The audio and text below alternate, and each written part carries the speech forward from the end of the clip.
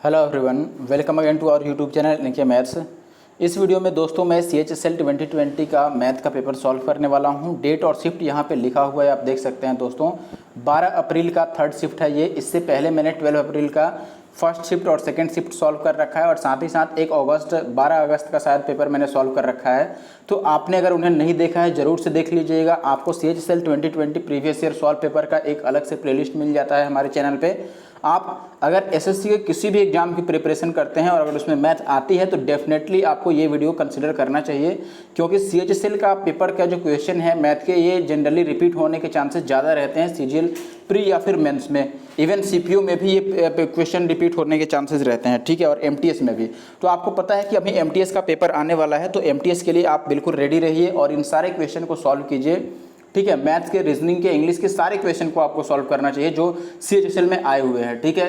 तो चलिए आज की वीडियो में 12 अप्रैल का जो तीसरा शिफ्ट है उसको सॉल्व करने वाला हूं। और वीडियो में दोस्तों हिंदी और इंग्लिश में कोई परेशानी नहीं होने वाली है। ऐसा नहीं है कि कोई इंग्लिश मीडियम का आदमी है तो उसे नहीं समझ में आएगा, या फिर हिंदी मीडियम का है तो उसे नहीं आएगा। मैं हमेशा कोशिश करता हूँ बाईलिंगुअल ले चलने की, यानी कि इंग्लिश हिंदी में पूरा ख्याल रखता हूँ कि किसी को भी कोई परेशानी ना हो, ठीक है।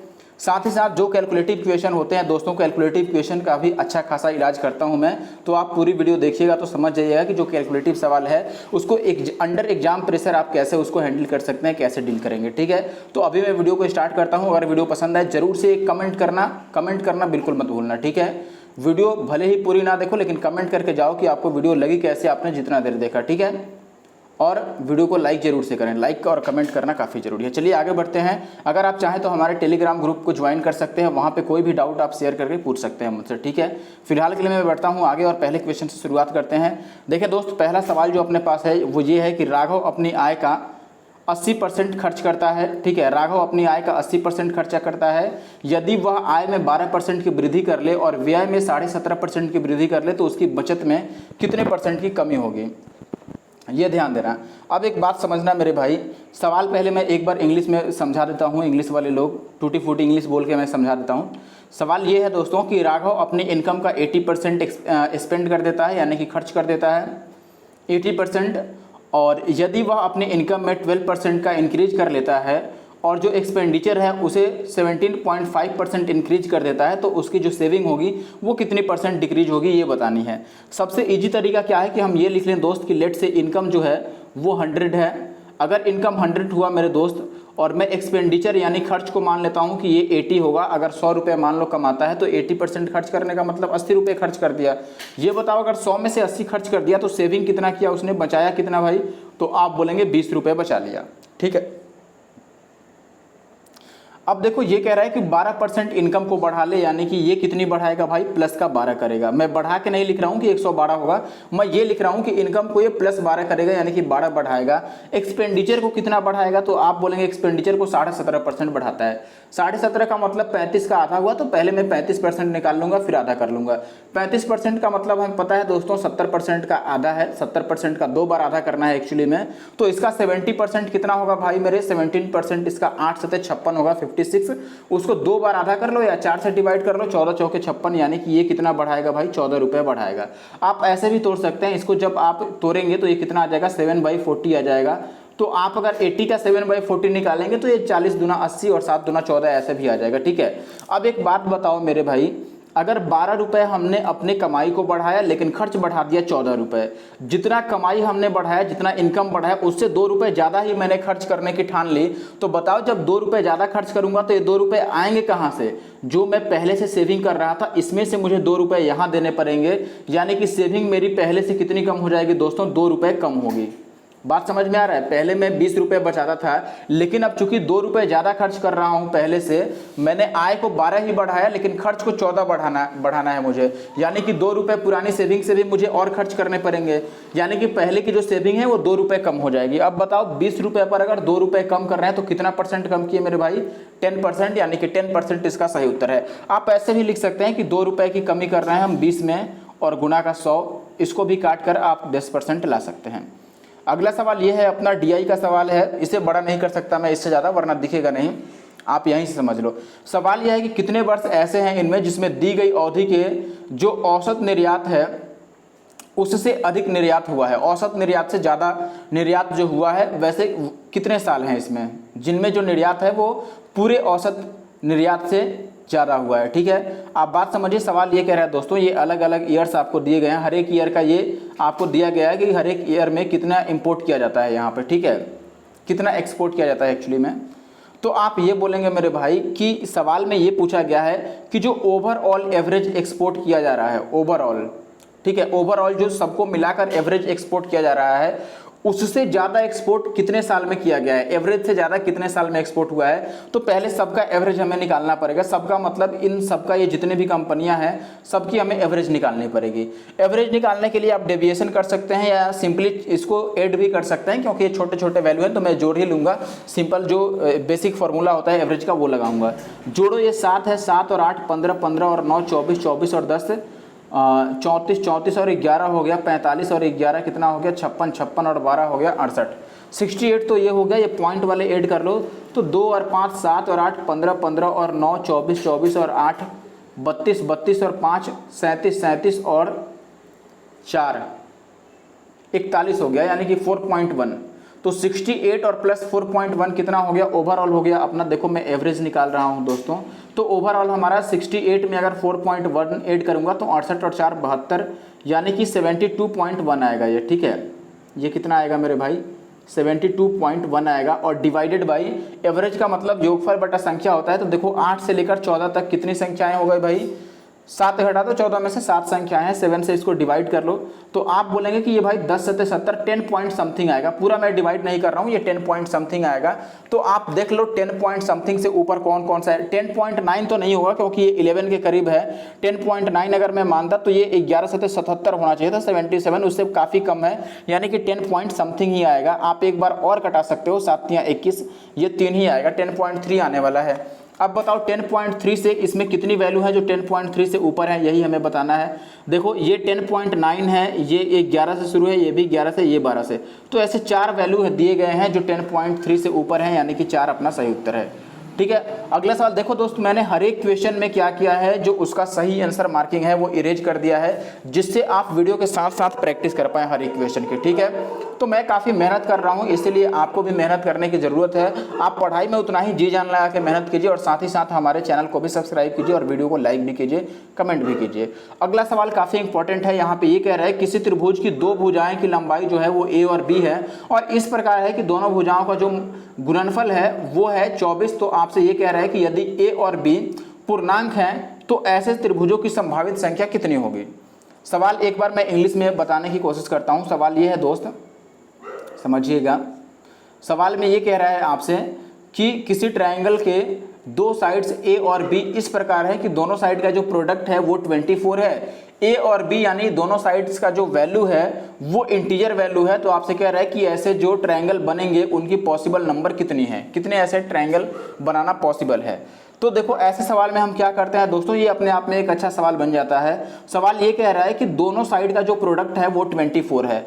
आप बताइए दोनों साइड का प्रोडक्ट अगर 24 है तो 24 को हम कैसे लिख सकते हैं, इसको फैक्टर करो तो आप बोलेंगे 24 × 1 करके भी 24 आ सकता है, 8 12 दूना 24 भी आ सकता है। ठीक है, 12 दूना 24 भी हो सकता है, 8 तिया 24 भी हो सकता है और 6 चौके 24 भी हो सकता है।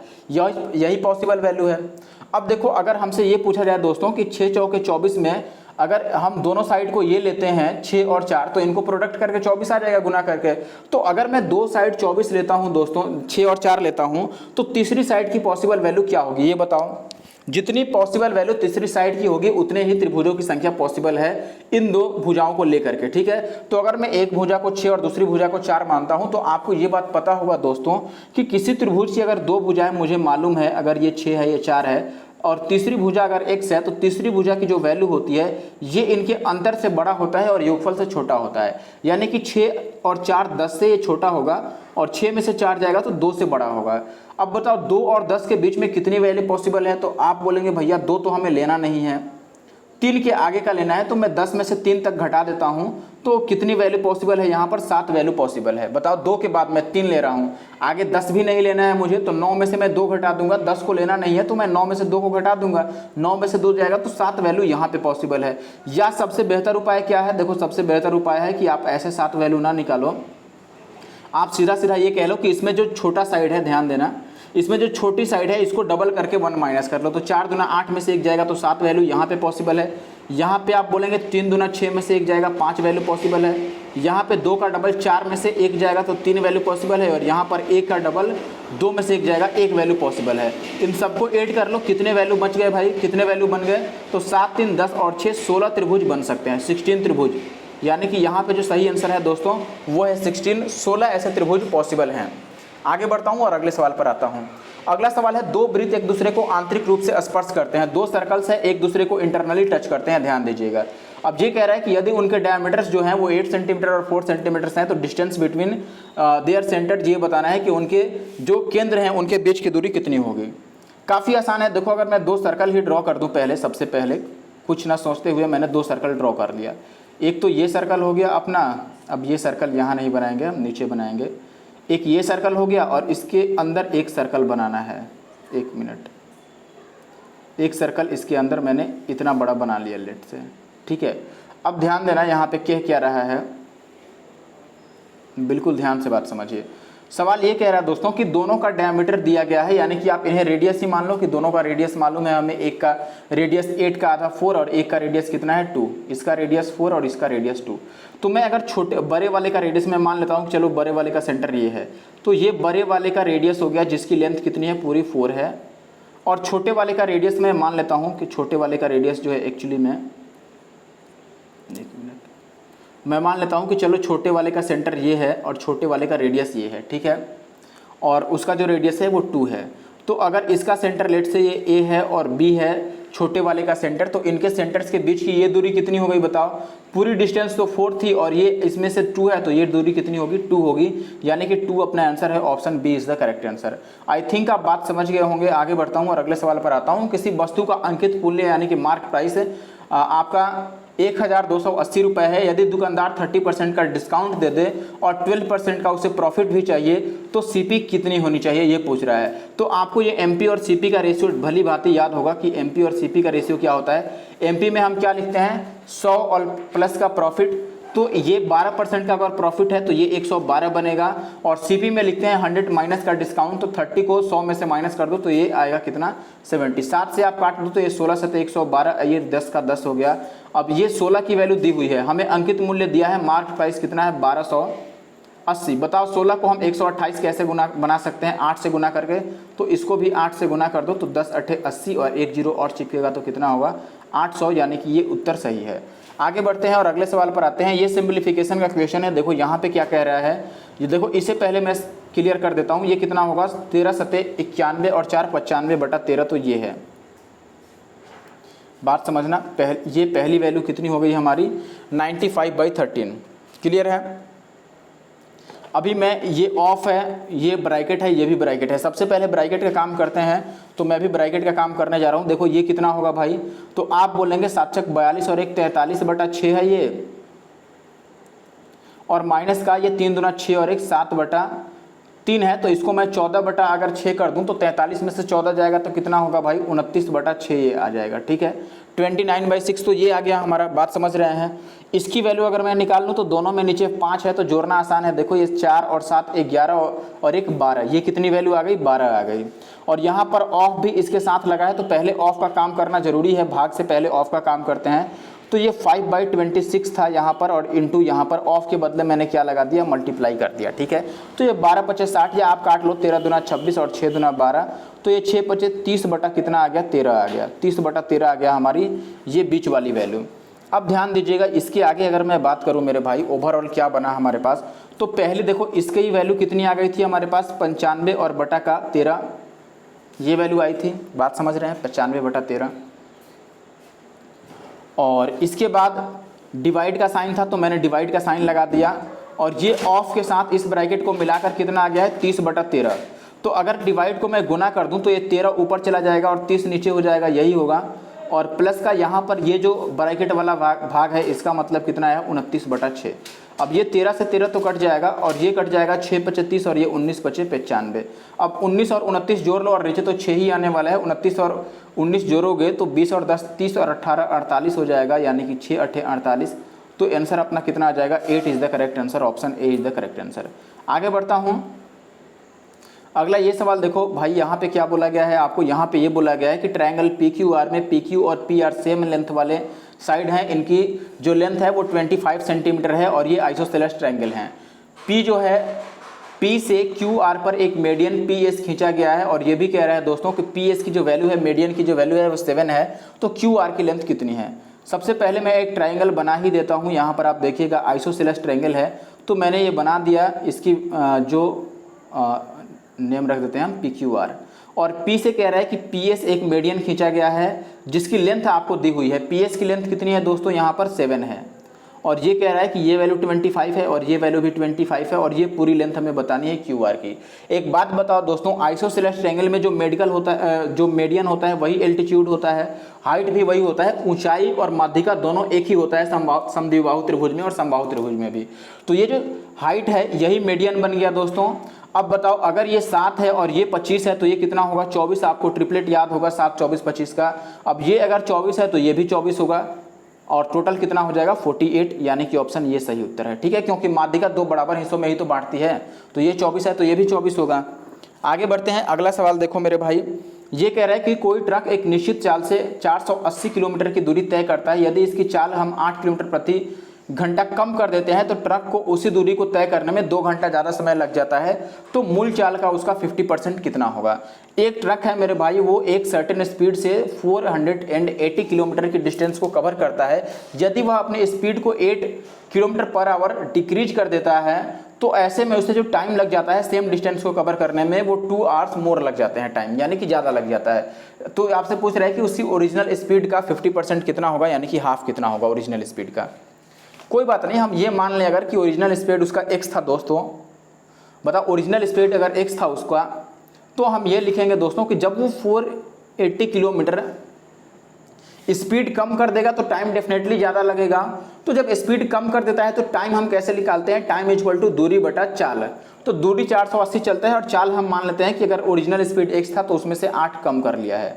ठीक है, और इसमें से अगर पहले वाला हम समय घटाते हैं, यानी कि दूरी बटा पहला चाल, तो ये कितना आना चाहिए 2 घंटा आना चाहिए। यहाँ पे आप वैल्यू पुट करके चेक कर लो, बेहतर यही होगा कि हम ऑप्शन के थ्रू वेरीफाई करें। लेकिन एक बात आपको ध्यान रखना पड़ेगा दोस्तों कि हमसे मूल चाल का 50% पूछा है, यानी कि आधा पूछा है। तो जो ऑप्शन होगा ये भी आपका x का आधा दिया गया है, हर एक ऑप्शन x का आधा है, तो हमें सबको डबल करके चेक करना पड़ेगा। ठीक है, यानी कि अगर मैं 24 की बात करूँ तो इसके बदले में मुझे 48 लेकर चेक करना पड़ेगा, क्योंकि 24 जो है ये 50% ही है। सवाल में 50% पूछ रहा है, यानी कि आधा पूछ रहा है। तो मैं 48 अगर यहाँ पे रखता हूँ मेरे भाई, तो देखो अगर 48 रखूंगा तो ये 480 बटा 48 में से 8 जाएगा तो 40 और माइनस का 480 और बटा x की जगह पर 48, इससे तो ये कट जाएगा तो 10 आ गया और यहाँ पर 0 से 0 कट जाएगा और 12 चौके 48, तो 12 में से 10 जाएगा तो 2 आ जाएगा, यानी कि 2 वेरीफाई हो रहा है। तो यही अपना सही उत्तर है।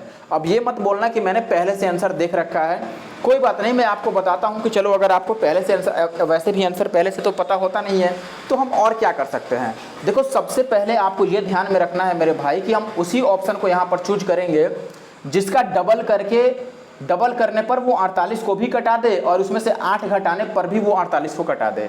जैसे मान लो मुझे बाकी ऑप्शन को अगर चेक करना होता, ध्यान देना, अगर मुझे चेक करना है 40 का, तो मैं ये कहता दोस्त कि 40 का डबल पहले तो 80 है, तो 80 से भी 480 कटना चाहिए और जब इसमें से 8 घटा दूं तो 72 से भी ये वैल्यू पूरी कटनी चाहिए। बात समझ में आ रहा है। वैसे ही अगर 20 ले लूँ मैं तो 20 का डबल 40 होगा, तो 40 से भी ये कटना चाहिए और 40 में से अगर मैं 8 घटाता हूँ तो 32 से भी ये पूरा कटना चाहिए। बात समझ में आ रहा है। तो ऐसे आप चेक कर सकते हैं इसको। आगे बढ़ते हैं। अगला सवाल हमारा क्या है, यहाँ पर देखिएगा, ध्यान दीजिएगा अगले सवाल पर। इसमें आपसे ये कह रहा है कि माना कि O किसी वृत्त का केंद्र है, यानी कि O एक सर्कल का सेंटर है, PA और PB जो है वो किसी एक्सटर्नल पॉइंट P से, 1 मिनट रुक जाओ, ये जरा सायरन बंद होने दो। ओके, मैं वापस से पढ़ देता हूँ सवाल। सवाल यह है दोस्तों कि मान लिया कि O किसी सर्कल का सेंटर है, PA और PB जो हैं दोस्तों, ये दोनों ही सर्कल के एक एक्सटर्नल पॉइंट P से खींची गई दो टेंजेंट्स हैं जो A और B पर सर्कल को टच करते हैं। तो आपसे ये कह रहा है कि यदि एंगल APB 50 डिग्री है तो OAB क्या होगा, 25 डिग्री। बताओ, ये कल की वीडियो में और उससे पहले वाली वीडियो में भी मैंने ये बता रखा है, अगर आपने CHSL का वीडियो देखा है तो ये बात मैंने बताया था कि ऐसे केस में जो एंगल होता है वो आधा होता है। अभी मैं थोड़ा सा डायग्राम के थ्रू आपको एक बार क्लियर कर दूँ कि क्या केस बनता है ऐसे में। देखो, ये मैंने सर्कल खींच दिया दोस्तों, सर्कल पे किसी एक्सटर्नल पॉइंट से, लेट से ये मैंने दो यहाँ से खींच दिया टेंजेंट, ठीक है, ये पॉइंट P है। अब यहाँ पर मैं सेंटर से भी मिला देता हूँ, ये O है, और ये भी मैं मिला देता हूँ। आपको पता है कि ये भी रेडियस है, ये भी रेडियस है, यानी कि ये एंगल अगर थीटा होगा तो ये एंगल भी कितना होता है, थीटा, और ये जो एंगल होता है ये 2 थीटा होता है, इनका डबल होता है। यानी कि ये वैल्यू जितना दिया रहता है ये वाला वैल्यू इसी का आधा होता है। तो 2 थीटा की वैल्यू यहाँ पे 50 दिया गया है, तो थीटा कितना होगा दोस्तों, 50 का आधा 25 होगा। आप पूरी तरीके से इजीली इसको समझ पाएंगे अगर पुरानी वीडियो आप मेरा देखते हैं तो। नहीं देखे हैं तो जरूर से चेकआउट कीजिए।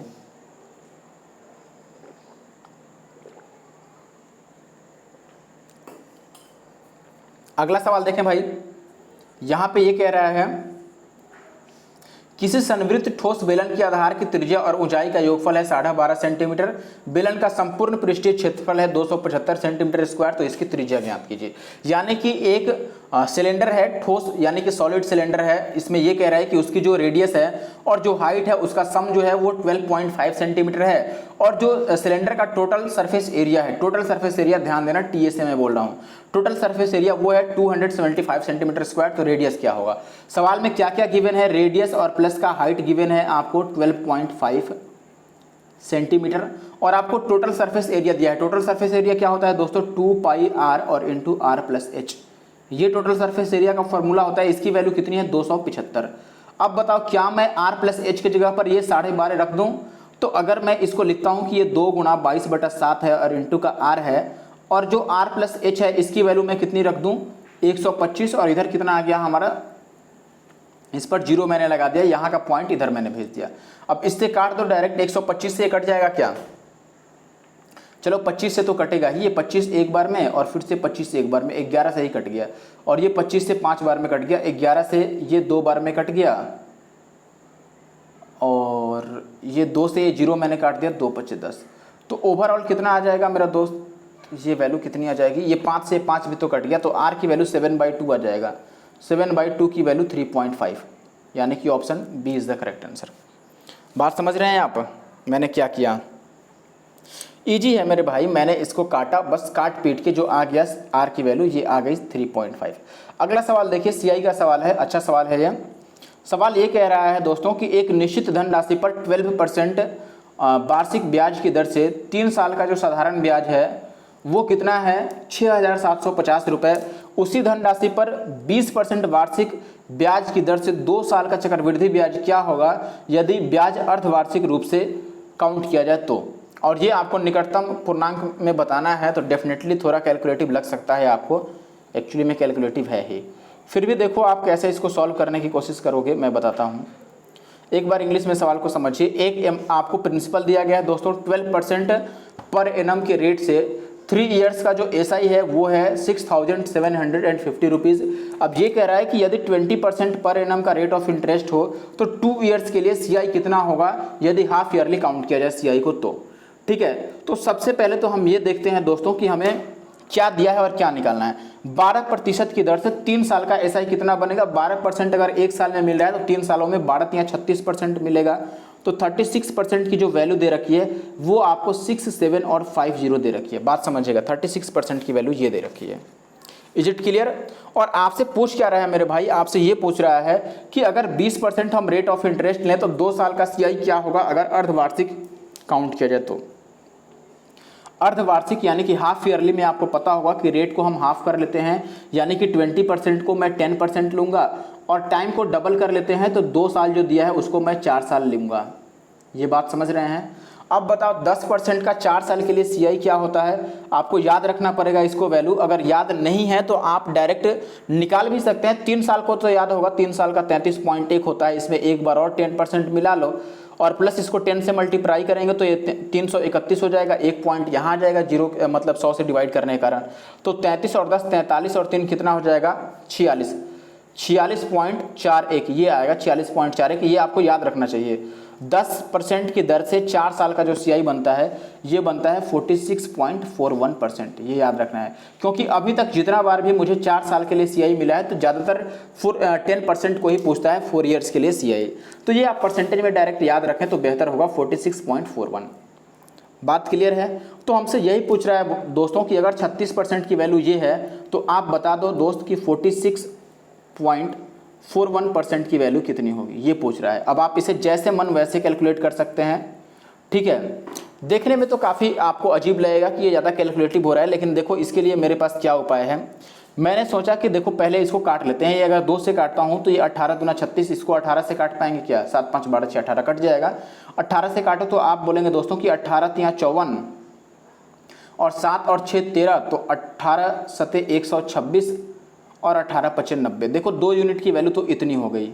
अब देखो 2 यूनिट की वैल्यू ये है, तो मैं एक काम कर रहा हूँ। पहले तो मैं अब इसमें से मैं इस 1 को इग्नोर कर रहा हूँ, इसको मैं 40 मान लेता हूँ कि चलो ये 40 होगा, ठीक है। या चलो इसको साफ हटा ही दो, आप इसको ये समझ लो दोस्त कि हमें केवल क्या बताना है, 46.4 ही बताना है, क्योंकि 0.01 काफ़ी छोटी सी वैल्यू हो जाएगी तो उसको हम इग्नोर भी कर सकते हैं यहाँ पर, ठीक है। अप्रॉक्सीमेशन में लगाने की कोशिश कर रहा हूँ।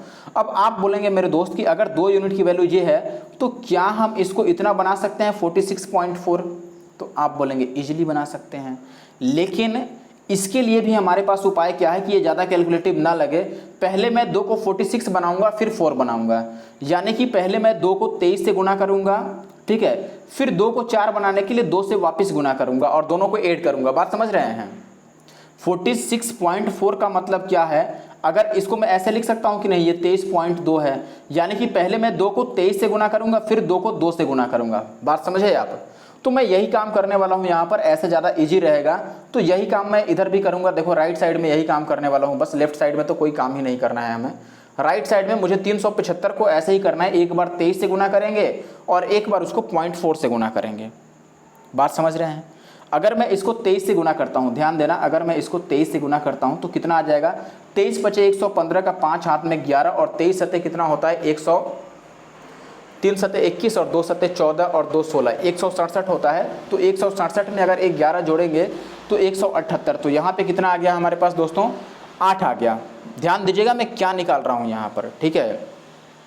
8 नहीं आएगा ना, ये तो गलत हो गया। 23 पचे 115 का 5 हाथ में 11 और 23 सते कितना हो जाएगा दोस्तों? 23 सते 3 सते 21 का एक हाथ में 2 और 2 सते 14 और 2 16, 161। 161 में अगर 11 जोड़ूंगा तो 172 का 2 हाथ में 17 आएगा और 23 या 69 और 17 कितना होगा? 9 7 16 86 होगा, ये 86। अब इतना से भी आप कह सकते हैं दोस्तों कि आंसर 86 और 25 से ऊपर का होगा। 86 और 25 से ऊपर का एक ही ऑप्शन हमारे पास अवेलेबल है, दैट इज ऑप्शन ए। खेल खत्म। देखो मुझे समझाने में टाइम तो लगा ही, लेकिन क्या अगर मुझे बनाना होता तो मैं इतना टाइम लगाता? बिल्कुल नहीं लगाता।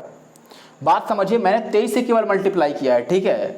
अभी मुझे 0.4 से भी मल्टीप्लाई करके ऐड करना था, लेकिन मैंने देखा कि भाई अभी यही वैल्यू जो है इससे ऊपर की एक ही वैल्यू पॉसिबल है हमारे ऑप्शन में, तो वही आंसर हो गया। अब अगर इस और करीब का कोई ऑप्शन होता, इससे बड़ा कोई और ऑप्शन होता, तो हम क्या करते? 0.4 से इसको मल्टीप्लाई करके और ऐड कर लेते, बस बात इतना ही था। अगला सवाल देखो, x टू द पावर 4 प्लस 1/x टू द पावर 4 की वैल्यू ये है, तो x माइनस 1/x की वैल्यू पूछ रहा है। सबसे इजी सवाल है, कई बार मैंने ऐसा सवाल डिस्कस किया है। देखो सबसे पहले तो इसमें 2 ऐड करके स्क्वायर रूट ले लो, 2 ऐड करेंगे तो ये कितना हो जाएगा? 6 8 और 8 9। स्क्वायर रूट ले लो। ये स्क्वायर रूट कैसे निकालेंगे भाई? देखो यहाँ से 2 अंक तो हटा लो आप, लास्ट में 9 कब आ सकता है? 3 का स्क्वायर करके या फिर 7 का स्क्वायर करके। और 68 के पास किसका स्क्वायर है? 8 का स्क्वायर है, तो यहाँ पे मैं 8 लगा देता हूँ। अब 85 का मैं स्क्वायर करके चेक करूंगा कि वो इससे बड़ा है कि छोटा है। तो 85 का स्क्वायर 8 है ना, तो 9 8 72, उससे ये छोटा है, तो ये छोटा वाला अपना आंसर है, यानी कि 83 आ गया। एक बार मैंने 2 जोड़कर और स्क्वायर रूट लिया तो कितना हो गया 83, यानी कि ये value x square plus 1/x square की वैल्यू कितनी आ गई हमारे पास 83 आ गई। अब वापिस से देखो अगर माइनस में निकालना है तो मैं 2 घटा के स्क्वायर रूट ले लूंगा, तो 2 घटाऊंगा तो 81 का वर्गमूल कितना होगा दोस्तों 9 होगा, और 9 अपना आंसर है। ये माइनस वाले का सही उत्तर है। अगर प्लस वाले का पूछता यहाँ पे प्लस होता सवाल में तो हम इसमें 2 ऐड करके और फिर स्क्वायर रूट निकालते।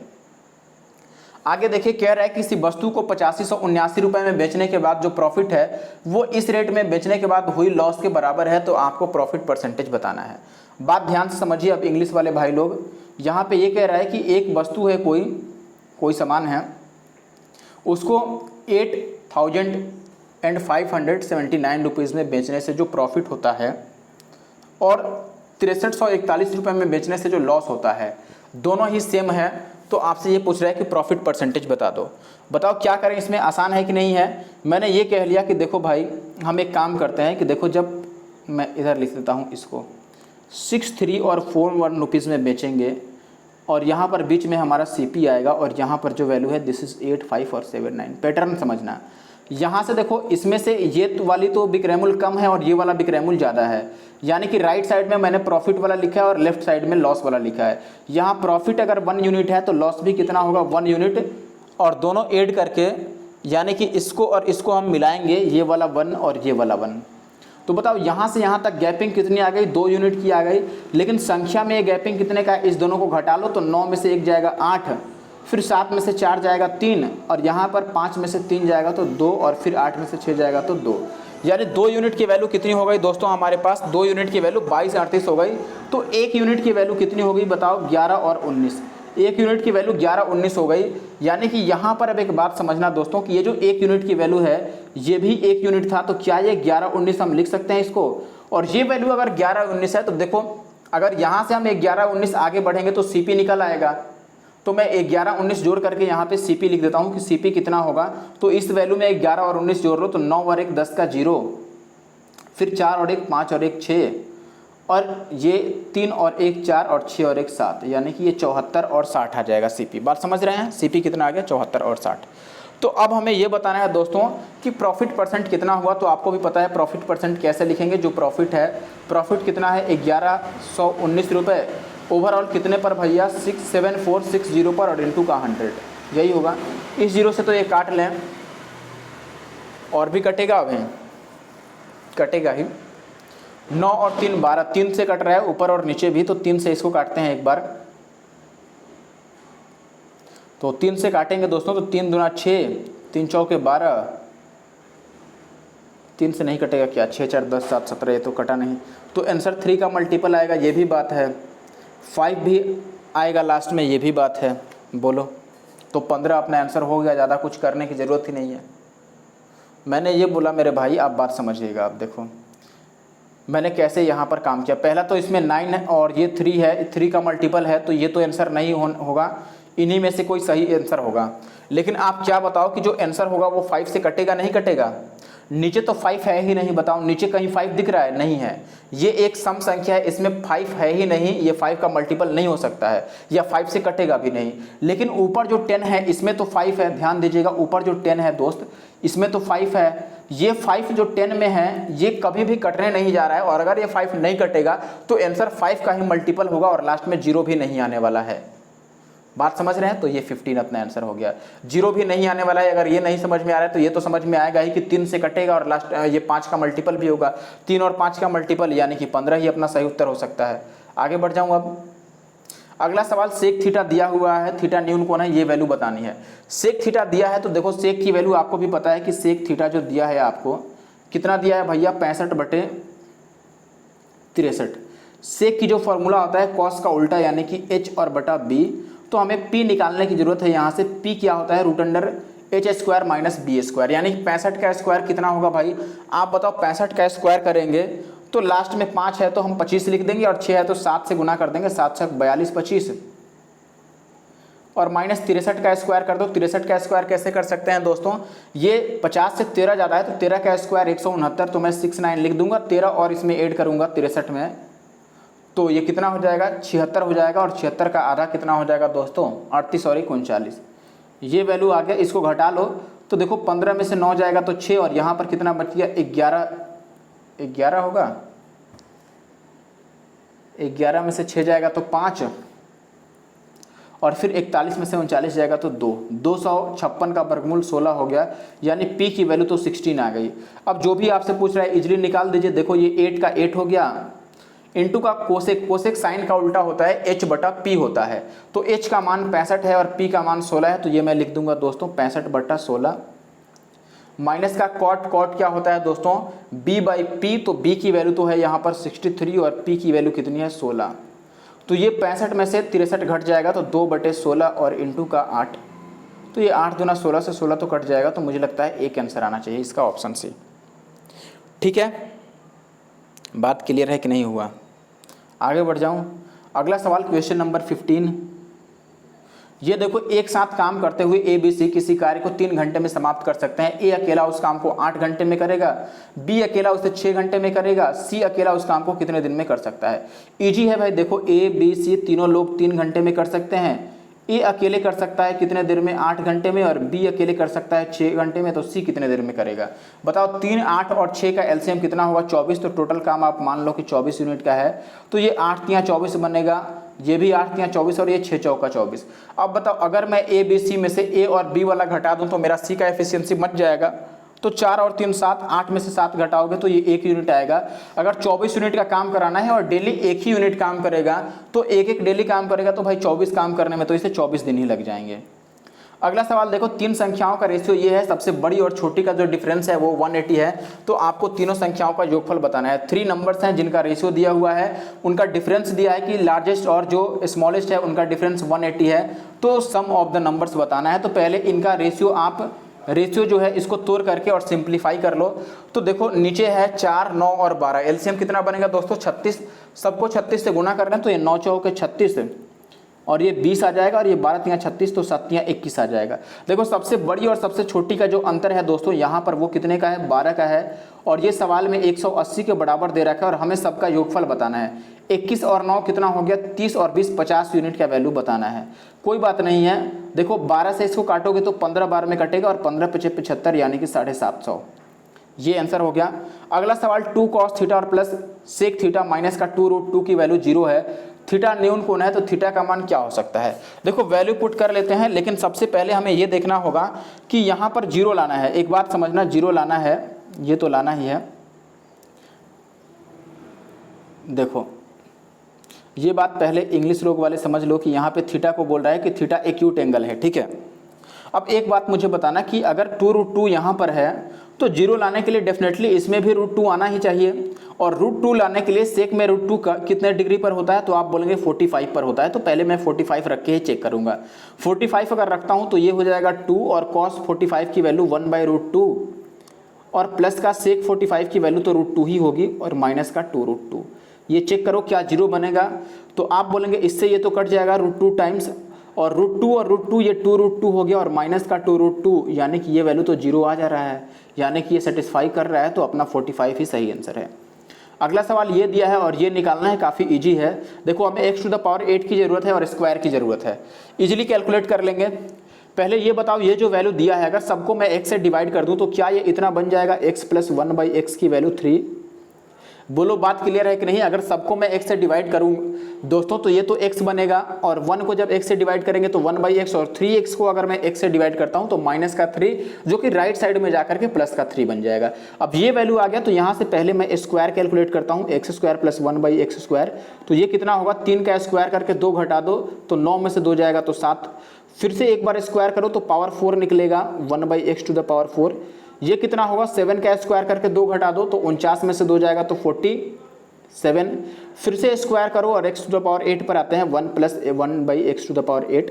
47 का स्क्वायर कितना होगा, देखो भाई 50 से 3 कम है तो 3 का स्क्वायर तो 09 हो गया, 3 और घटा देंगे तो 46 का आधा 23, इतना हो गया, और इसमें से हमें घटाना है 2, तो ये कितना हो जाएगा दोस्तों 23, 0 और 7, यही आएगा 2307। ये वैल्यू होगी हमारी 2307, पावर 8 निकल के आ गई। बात समझिएगा, ये कितनी आ गई 2307, सही किया था ना मैंने। 3 कम है, 3 का स्क्वायर 09, 3 और घटाया मैंने, अच्छा 3 घटाएंगे तो 44 आएगा ना यहाँ पर, स्क्वायर गलत हो रहा है, 3 घटाएंगे तो 44 आएगा। ये यहाँ पे 3 नहीं होना चाहिए, यहाँ पे भी 3 नहीं होगा, ठीक है। यहाँ पे 22 होगा, 44 का आधा, ये 22 0 7 आ गया, ठीक है। अब हमें जो निकालना है वो इजीली हम कैलकुलेट कर सकते हैं। देखो भाई हमें ये बताना है, तो मैंने लिख दिया 2 और इंटू ये पावर 8 वाले की वैल्यू तो 22 0 7 है, तो मैंने लिख दिया माइनस का ये 5 और इंटू स्क्वायर वाले की वैल्यू कितनी आई है 7, तो यहाँ पे 7 आ गया। अब देखो ये हो गया हमारे पास दोस्तों 7 दूना 14 और 22 दूना 44, माइनस का 7 बचे 35, तो ये 14 में से 5 जाएगा तो 9 और ये 0 में से 3 जाएगा, 10 में से 3 जाएगा तो 7 और 43 और 7 9 आएगा। This is option C. आगे बढ़ते हैं। यदि 9 अंकों की एक संख्या है, ये 8 और 5 दोनों से कट जा रहा है, तो आपको बताना है x और y का सबसे बड़ा पॉसिबल वैल्यू क्या है। 9 डिजिट्स नंबर है ये 8 और 5 दोनों से डिविजिबल है कम्प्लीटली, तो आपको बताना है x और y के पॉसिबल लार्जेस्ट वैल्यू क्या हो सकते हैं। कोई बात नहीं, एक बार मैं नंबर को नीचे लिखता हूँ। अच्छा देखो 8 और 5 से कटाना है, तो आपको पता है कि डिविजिबिलिटी में एक ही काम है यहाँ पर। अरे भाई मिट जाना है, पता नहीं कौन सा नशा कर लिया। चलो अब आंसर देख ही लिए, कोई बात नहीं, मैं मिटा देता हूँ, जो लोग बाद में देखेंगे तो अब क्या, कोई बात नहीं। चलो ठीक है, आंसर मैंने इरेज कर दिया, जिसका कोई फ़ायदा दिख तो नहीं रहा है, लेकिन फिर भी कोई बात नहीं, अब इरेज होने के बाद भी बनाओ। देखो ये जो नंबर है, आप बताओ 8 और 5 से डिविजिबिलिटी रूल क्या है। 5 से जो रूल चलता है वो लास्ट में 0 या 5 होना चाहिए, और 8 का ये रूल है कि लास्ट का 3 डिजिट 8 से डिविजिबल होना चाहिए। तो मुझे लास्ट के 3 डिजिट से ही नंबर है, ये 9 अंक की संख्या है या 50 अंक की संख्या, उससे मुझे कोई लेना देना नहीं है। मैं लास्ट का 3 डिजिट लिख लेता हूँ कि ये 7 है, x है और y है। अब बताओ 7x y मेरे भाई, अगर ये 5 से डिविजिबल है तो y की वैल्यू तो मुझे पता चल गई कि ये 5 या 0 ही हो सकती है। बोलो y की वैल्यू तो पता है ना कि 5 या 0 ही हो गया। अगर मुझे y की वैल्यू पता है कि ये 5 या 0 हो सकता है, तो ये पूरा नंबर क्या बनेगा बताओ, 7 बनेगा। x का वैल्यू मुझे पता नहीं है, चलो ऑप्शन भी मुझे मालूम है कि ऑप्शन में ये 4 ऑप्शन दिए गए हैं, तो मैं ऑप्शन भी रख लेता हूँ। या तो x की वैल्यू 6 हो सकती है या x की वैल्यू 2 हो सकती है ऑप्शन के अनुसार, तो मैं 6 और 2 सब रख के चेक कर लेता हूँ ना। मैंने बोला कि देखो भाई अगर x की वैल्यू यहाँ पर मुझे ये लिखना है, ध्यान देना, 7xy मैंने लिख दिया लास्ट का 3 अंक, क्योंकि 8 से तो तभी कटेगा जब लास्ट का 3 अंक 8 से कट जाए, और y की वैल्यू मुझे 5 या 0 लेनी है। अब ये बात भी फिक्स हो गई भाई कि y की वैल्यू मुझे 5 या 0 क्यों लेना है, क्योंकि ये 5 से डिविजिबल है, और 5 मैं ले नहीं सकता, क्योंकि अगर मैं 5 ले लिया तो ये 8 से डिविजिबल नहीं होगा, क्योंकि 8 एक इवन नंबर है। अगर 8 इवन नंबर है दोस्तों, तो मैं 5 नहीं ले सकता हूँ 8 की जगह पर। बात समझिएगा, 8 से डिविजिबल है तो मैं लास्ट डिजिट को 5 कैसे लिख सकता हूँ। अगर मैं लास्ट डिजिट 5 लिख देता हूँ तो ये तो 8 से कटेगा ही नहीं कटेगा, यानी कि 5 तो हो नहीं सकता है, तो ये दोनों नंबर तो ऐसे ही कट गए भाई। अब हमारे पास यही बच गए 6 0 और 2 0, तो मैं रख के चेक कर लेता हूँ कब कटेगा भाई। अगर मैं 7 6 और 0 रख लेता हूँ और 7 2 और 0, यानी कि मैं 2 और 0 एक baर रख दिया और एक बार 6 और 0 रख दिया, देख लो भाई कौन कट रहा है, जो कट रहा है वही मैक्सिमम वैल्यू हो गया। तो हमें यहाँ पर चूंकि बड़े मान बताने हैं, तो पहले बड़े वाले को ही हम डिवाइड करके चेक करते हैं कि क्या ये 8 से कटेगा। तो 8 9 72, 8 5 40, ये 8 से कट जा रहा है, यानी कि डेफिनेटली पहला आंसर ही सही है और दूसरा गलत है। ये भी 8 से डिविजिबल है, 8 से काटोगे तो ये भी कट जाएगा, लेकिन चूंकि हमें मैक्सिमम वैल्यू बताते हैं बनाने हैं, इसीलिए हमें बड़ा वाला ही चेक करना चाहिए, और वही हमारा सही उत्तर है। मैंने क्या किया, आई थिंक आप बात समझ रहे होंगे मेरे भाई। अगर बात नहीं समझोगे तो इसमें काफ़ी काम करना पड़ सकता है आपको, ठीक है। आपको जो भी लगा हो आप जरूर से मुझे कमेंट करके बताना। अगला सवाल देखिए, x minus Y minus Z की वैल्यू 0 है और हमसे ये पूछ रहा है। देखो एक ही इक्वेशन है भाई, तो मैं यहाँ पर कुछ भी वैल्यू अपने मन से रख लेता हूँ। देखो मैं कहता हूँ कि x को 2 मान लो, y को 1 मान लो और z को भी 1 मान लो। बताओ ये 0 बन जाएगा, 2 में से 1 घटाएंगे 1, 1 में से 1 घटाएंगे 0। तो मैं x के जगह पर 2, y के जगह पर 1 और z के जगह पर 1 रख लेता हूँ। देखो यहाँ पे मैं 2 का अगर स्क्वायर करता हूँ, ये 1 का स्क्वायर, ये 1 का स्क्वायर, तो ऊपर 4 और 2 6 आ जाएगा, नीचे कितना आ जाएगा, डिवीजन का साइन है तो डिवाइड मैंने बटा लगा दिया, नीचे y स्क्वायर यानी कि 1 और प्लस का xz, तो ये 2 और प्लस का 1 बनेगा, यानी कि ये नीचे 3 आ जाएगा, तो 3 दूना 6 यानी कि 2 अपने आंसर होगा। आप कोई और भी वैल्यू पुट करके चेक कर सकते हैं, मैंने 2 1 1 रख दिया। अगला सवाल है, ट्रायंगल ABC में एंगल B 90 डिग्री है। तो सबसे पहले मैं यहाँ पर एक सर्कल ही बना देता हूँ, अपना समकोण त्रिभुज मैंने बना दिया। एंगल B 90 डिग्री है, तो इनको मैं A और इसको मांग लेता हूँ कि ये C है। ABC हो गया, ये 90 डिग्री है। अब यहाँ पे ये कह रहा है कि AB 21 है, यानी कि ये 21 है, और BC है 20, ये 20 है। अच्छा देखो 20, 21 और 29 29, इसका ट्रिपलेट मैंने बताया था पिछले किसी वीडियो में, पिछले 3 दिन से सॉल्यूशन कर रहा हूँ और उसी में से किसी में मैंने बताया था कि 20, 21 और 29 का ट्रिपलेट होता है, आपको याद रखना चाहिए। आजकल ये काफ़ी ट्रेंड में चल रहा है, ठीक है। तो ये अपना ट्रिपलेट हो गया, ठीक है। अब यहाँ पर देखेंगे दोस्तों, हमसे वैल्यू क्या पूछ रहा है, ऊपर 1 + sin थीटा, तो मैं लिख देता हूँ 1 + sin A। ध्यान देना sin A यानी कि इसके अकॉर्डिंग साइन बताना है, तो ये कितना हो जाएगा 20 और बटे का 29, तो ऊपर आ गया दोस्तों 20 और बटे का 29। माइनस कॉस है तो कॉस 21 बटे 29 हो जाएगा डेफिनेटली, और नीचे यही चीज़ प्लस में है तो ये 1 + 20 बटे 29 और प्लस 21 बटे 29। अब 29 तो सब में है तो ये तो कटने वाला है, ऊपर वाली वैल्यू कितनी आ जाएगी देखो, तो आप बोलेंगे भाई 29 में से ये 20 में से 1 जाएगा तो माइनस का 1 ऊपर 28 आने वाला है। नीचे कितने वाला आने वाला है बताइए भाई, तो ये 29 और ये 41 कितना हो जाएगा भाई 70 होगा क्या, 70 होगा, तो ये 7 चौके 28 हो जाएगा और ये 2 दूना 4 और ये 5 दूना 10, 2/5 यानी कि ऑप्शन डी सही उत्तर है। देखो 29 सब में एलसीएम होकर कट जा रहा था तो ऊपर केवल 28 बचा और नीचे 70 बचा। अगला ये सवाल देखिए, डीआई का सवाल है दोस्तों, मुश्किल नहीं है उतना, फिर भी आसान भी नहीं कह सकते। सवाल ये कह रहा है दोस्तों कि कंपनी पी द्वारा 2015 में किए जाने वाले चीनी का जो उत्पादन है उसकी तुलना में 2019 में किए जाने वाले चीनी के उत्पादन में कितने प्रतिशत की वृद्धि हुई है। कोई बात नहीं, कंपनी पी द्वारा आप चेक कीजिए कि 15 में कितना चीनी उत्पादन हुआ और 19 में कितना उत्पादन हुआ, बस यही बताना है कि कंपनी पी जो है वो कितना प्रोडक्शन कर रही है शुगर का ईयर 2015 में और 2019 में।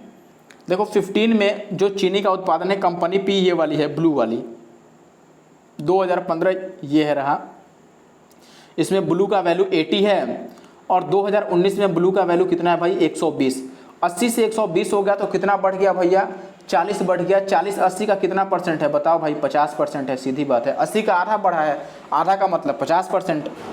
अगला सवाल देखिए, अगला सवाल ये कह रहा है कि दोस्तों 350 या अधिक अंक प्राप्त करने वाले छात्रों की जो संख्या है उसकी तुलना में 200 से 300 के बीच जो अंक प्राप्त करने वाले छात्रों की संख्या है वो कितना % ज़्यादा है। बात समझिएगा। अब एक बार मैं क्या बताना चाहता था दोस्तों, सवाल में ये कह रहा है कि 300 और मोर यानी कि 300 या उससे ऊपर जो मार्क्स लाने वाले स्टूडेंट्स का नंबर है और 200 और 300 के बीच में जो नंबर लाने वाले स्टूडेंट्स हैं इनकी जो संख्या है वो कितना % ज़्यादा है 300, 350 या उससे ऊपर लाने वाले लोगों से। तो आप पहले देखिए भाई कि 350 से ऊपर लाने वाले कितने लोग हैं। 350 कहाँ है, ये है 350, तो इससे ऊपर लाने वाले लोग हैं ये 40 और 35 कितने लोग हैं भाई 75 लोग, ये हो गए 75। मैं सही से लिख देता हूँ, ये कितने पीपल हैं भाई 75 स्टूडेंट्स हो गए। अब ये कह रहा है कि 200 से 300 के बीच लाने वाले लोग कितने हैं, देखो ये 200 है और ये 300 है तो इनके बीच लाने वाले लोग हैं 45 और 60 कितने हो गए भाई 105। तो 105 जो है ये 75 से कितना ज़्यादा है यही बताना है। तो आप बोलेंगे 25 और 5 30 ज़्यादा है भैया 75 से और गुना का 100 यही % निकलेगा। तो आप 3 से काटोगे 25 या 75 और 25 चौके 100 तो 4 और 0 गुना करेंगे 40%। Option A is the correct answer. बात समझ रहे हो मैंने क्या किया। आगे बढ़ जाएं, आगे बढ़ते हैं। अगला सवाल क्वेश्चन नंबर 24।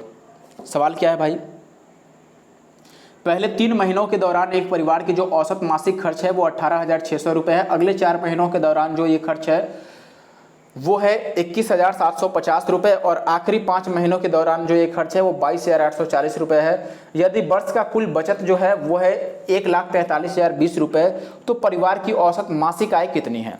अच्छा सवाल लगा, मतलब बेसिक ही है लेकिन कैलकुलेशन करवाना चाहता है ये सवाल आपसे, ठीक है कोई बात नहीं कर लेंगे कैलकुलेशन। एक ना एक सवाल तो कैलकुलेटिव आपको मिलना ही है। देखो आप पूरी शिफ्ट को इजी ही कर देगा तो फिर वो 18 नवंबर जैसा जो मेंस में हुआ था खेल वही हो जाएगा भाई कि 150 से माइनस का 415 नंबर चला गया था या माइनस का 444 नंबर ऐसे चला गया था किसी का। अब यहाँ पर देखो ये कह रहा है भाई पहले 3 मंथ्स के दौरान जो एवरेज एक्सपेंडिचर है, एक एवरेज मंथली एक्सपेंडिचर वो है इतनी रुपीज़।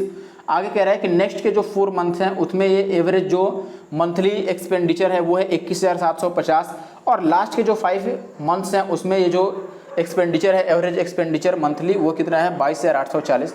और ये कह रहा है कि पूरे ईयर का जो सेविंग है वो 1,43,020 रुपये है। तो पूरे ईयर में आपको ये बताना है कि पूरी फैमिली का जो मंथली इनकम है वो एवरेज कितना है। बोलो क्या करें। देखो टोटल इनकम तो हमें पता है, अगर मैं टोटल एक्सपेंडिचर ही निकाल लूँ कि पूरे साल में कितना इनका खर्च आता है तो हमारे लिए आसान होगा। मुझे लग रहा है कि अगर मैं पूरे साल का खर्च निकाल लूँ और पूरे साल का मुझे बचत पता है तो दोनों को जोड़ करके पूरे साल का आय पता चल जाएगा। और जब पूरे साल का आय पता चल जाएगा तो उसको हम 12 से डिवाइड करके वापस से हम पूरे साल का बचत औसत आय निकाल सकते हैं।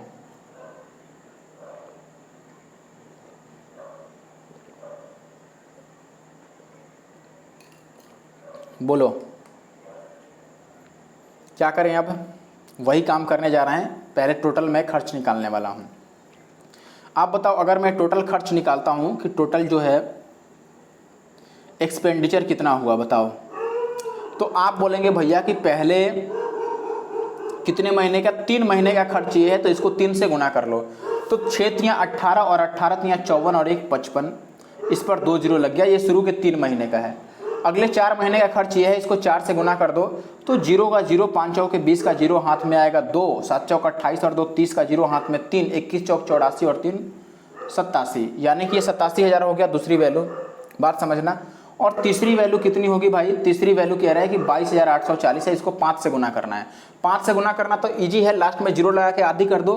तो इसका आधा कर देता हूँ, 22 का आधा 11 और 84 का आधा 42 और इस पर मैं 2 जीरो चिपकाऊंगा तो ये 5 से गुना हो गया। ठीक है, देखो कैलकुलेशन जितना फास्ट रखोगे अपना उतना बेहतर होगा आपके लिए। सबको जोड़ लो, देखो सबके लास्ट में 2 जीरो तो आ ही रहा है तो इसको मैं लिख ही लेता हूँ। बाकी देखो ये 2 और ये 0 और फिर ये 8 और 2 10 का 0, एक और 0 आ गया, 4 और 1 हासिल 5 और 7 12, 12 और 5 17 का 7 हाथ में 1 आ जाएगा तो 11 और 1 12 और 8 20 और 5 25, यानी कि ये आ गया हमारा 2,57,000 रुपये। बात समझ रहे हैं, 2,57,000 रुपये। अब अगर हमें दोस्तों टोटल हमें बताना है कि टोटल इनकम कितना होता होगा, टोटल इनकम अगर बतानी है तो आप बताओ टोटल इनकम कितना होगा भाई। ये तो हमारी टोटल खर्च है और बचत है 1,43,020 रुपये। तो दोनों को अगर मैं ऐड कर लूँ तो टोटल इनकम निकल जाएगा। दोनों को ऐड कर लो, देखो इसमें लास्ट का 3 जीरो है तो इसके लास्ट का 3 वैल्यू तो ऐसे ही रह जाएगा, 0 और 2 जीरो। ठीक है, अब आप कहेंगे भाई कि बाकी का ऐड कर लो तो 3 और ये 7 कितना हो जाएगा भैया, 10 का 0 हाथ में 1 और 25 और 14 कितना हो जाएगा भैया, 39 और 1 40। ये ओवरऑल वैल्यू आ गई, ये वैल्यू आ गई हमारे पूरे साल का इनकम। और अगर हमें एवरेज इनकम बताना है तो पूरे साल में 12 महीने होते हैं, 12 से डिवाइड कर लो, एवरेज मंथली इनकम जो आएगा वो कितना आ जाएगा, 4, इस पर 3 जीरो है और फिर 20 है, इसको 12 से डिवाइड कर रहे हैं 12 तिया 36, फिर 4 जीरो, फिर से 12 तिया 36। शुरू में 3 केवल ऑप्शन 4 में है, खेल खत्म। आगे मैं कुछ नहीं करने वाला हूँ। बात समझ रहे हैं, आप करके चेक कर लो। वापस से 4 जीरो आएगा, फिर से 12 तिया 36 करेंगे, वापस से 4 जीरो आएगा, 12 तिया 36 और फिर जब 42 है तो 6 जीरो आएगा तो 12 25 60, ऐसे पूरा कटेगा। लेकिन क्या फ़ायदा है इतना करने का जब शुरू के 2 डिजिट से ही काम चल जा रहा है अपना। आते हैं लास्ट क्वेश्चन पर। लास्ट अपना क्वेश्चन जो है ये DI का सवाल है। आप देखिए यहाँ पे क्या बोला है गया दोस्त कि अनुगामी प्रत्येक वर्ष, अनुगामी का मतलब आगे आने वाला, नेक्स्ट ईयर जो है वो प्रीवियस ईयर की तुलना में प्रोडक्शन इंक्रीज परसेंटेज यहाँ पर चेक किया जाता है। तो ये कह रहा है कि 2011 के उत्पादन में जो वृद्धि है वो 2015 के उत्पादन में वृद्धि के साथ रेशियो क्या है। तो आप बताओ पहले कि 2011 में जो वृद्धि हुआ है वो कितना हुआ है। तो वृद्धि का मतलब आप ये बोलेंगे भाई कि 2010 से 2011 में जितना बढ़ा होगा वही चेक करना है। ठीक है, तो 2011 में वृद्धि कितना है बताओ, 10 से 11 में कितना वृद्धि हुआ है। 10 वाले में जो वैल्यू है ये कितनी थी, 40 थी, और 11 वाले में जो वैल्यू है कितनी है, 1 मिनट मैं इसको बड़ा करके दिखाता हूँ। लास्ट सवाल है तो आराम से समझिए। ये क्या आ गया भाई,